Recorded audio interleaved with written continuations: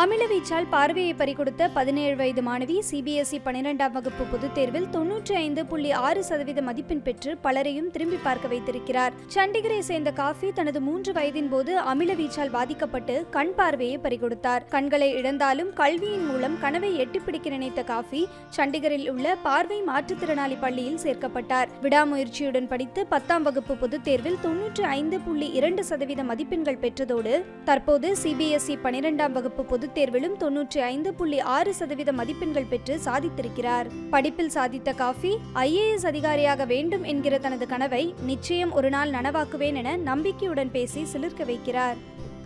My parents have been a huge support system and inspiration. How they sacrificed for me, so I just want to pay back to them little bit. So this thing pushes me a lot to do better and better in my life.